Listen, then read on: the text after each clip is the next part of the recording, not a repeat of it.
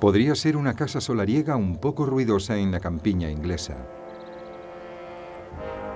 Pero en el pasado, Bletchley Park albergó un secreto fundamental para el desarrollo de la Segunda Guerra Mundial. Y es que en Bletchley, Gran Bretaña conseguiría descifrar los códigos más secretos de los alemanes.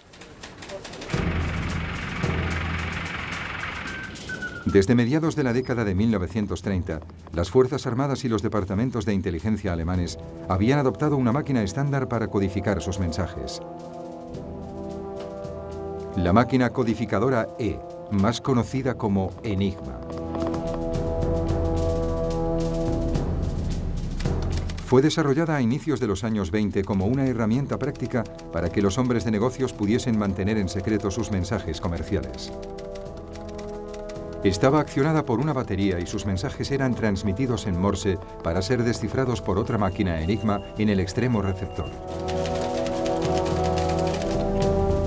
El cuerpo central de la máquina estaba constituido por 3 rotores que se podían ajustar para codificar el mensaje de tal forma que solo pudiese ser descifrado por otra máquina ajustada según los mismos parámetros. Los rotores se podían reemplazar y ajustar de forma distinta. Cada letra podía posicionarse de 150 millones de formas diferentes y su número de combinaciones era infinito. Esta cuestión, unida a la frecuencia con que se cambiaban las claves, indujo a los alemanes a pensar durante todo el tiempo que duró la guerra que su sistema de codificación Enigma era infalible. Sin embargo, fueron los polacos los primeros que intentaron resolver el desconcertante rompecabezas. Los polacos conocían la existencia de la máquina Enigma y no tardaron en organizar un equipo de matemáticos de primer nivel para descifrarla, nombres como Marian Rejewski, Jerzy Rossicki y Henryk Zygalski. Sin embargo, el equipo no podía descifrar los mensajes sin saber la posición interna de los rotores. La solución llegó desde el Servicio Secreto de Inteligencia francesa, que envió a sus aliados polacos material reunido por un espía en el Departamento de Codificación del Ejército alemán. Entre este material se hallaba un manual de uso de Enigma. Los polacos pudieron reconstruir una máquina Enigma y emprender así la laboriosa tarea de descifrar mensajes. En julio de 1939 se incrementaron las amenazas de Hitler a Polonia. Gran Bretaña y Francia habían prometido su ayuda en caso necesario. Y era evidente que la guerra estaba a punto de estallar. Así que los oficiales de inteligencia de los 3 países aliados se reunieron en Varsovia. Allí, británicos y franceses se quedaron atónitos al ver los progresos que los polacos habían hecho para decodificar Enigma y aceptaron el envío de 2 de sus máquinas reconstruidas a Londres. Tan solo 2 semanas antes de que Polonia fuese invadida por los alemanes, las 2 máquinas Enigma fueron entregadas en Londres a los aliados.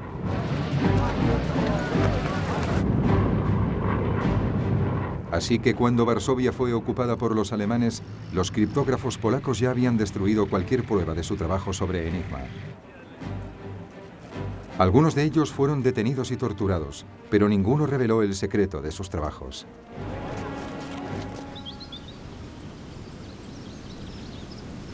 La tarea iniciada por los polacos fue retomada entonces por los británicos y su Escuela Gubernamental de Códigos y Cifras de Bletchley Park, en las afueras de Londres.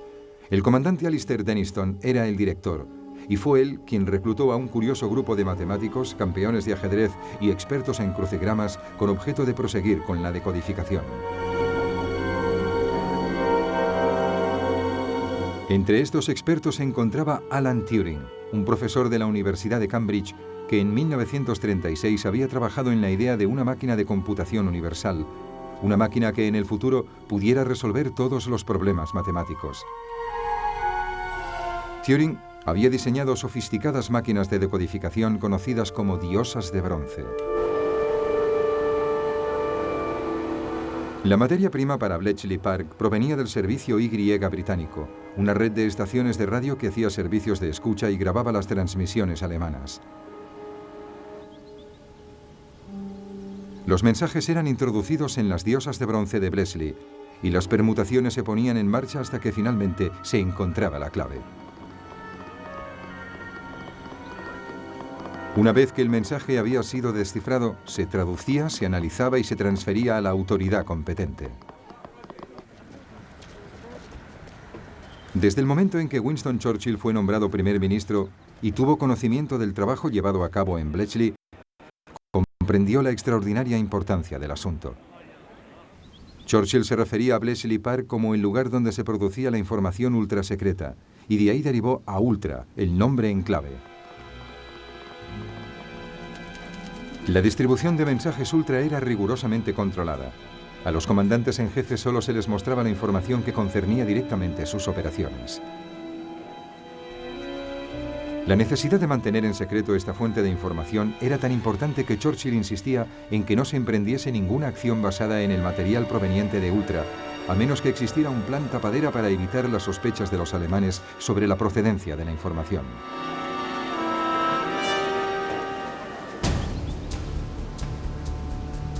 Otro elemento fundamental de la operación de Bletchley, después de descifrar y evaluar el material, era mantener el control de este.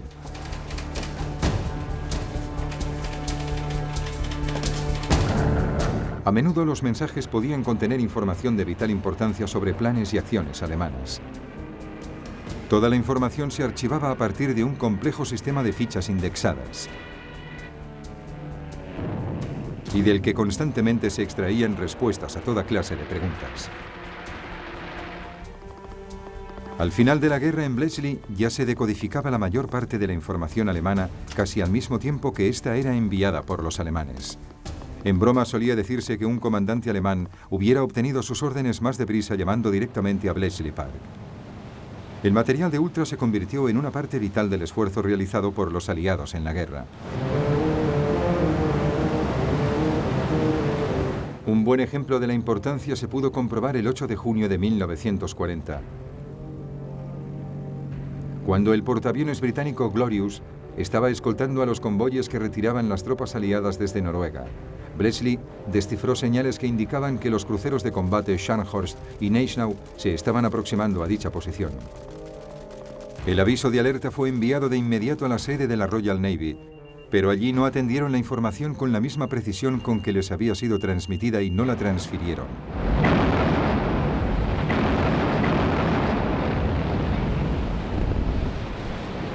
Y el Glorious fue interceptado y hundido. La Armada Británica había aprendido por la fuerza lo importante que podía llegar a ser el tipo de información Ultra. El error no volvería a repetirse nunca más.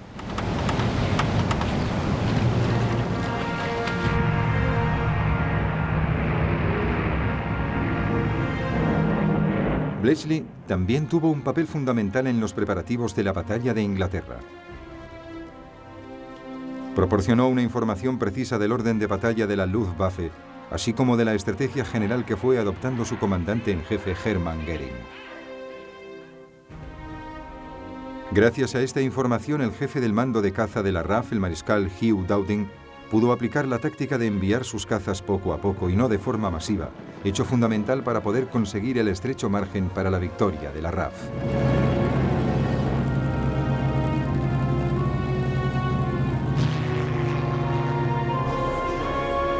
Mientras en 1941 Gran Bretaña proseguía su combate en solitario,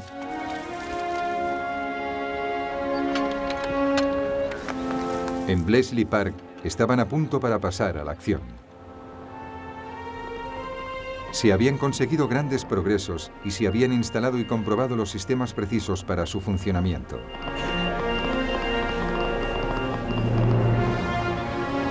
En los años siguientes, Ultra y el trabajo de Bletchley Park demostrarían ser vitales para las victorias aliadas. Victorias que todavía estaban muy lejos.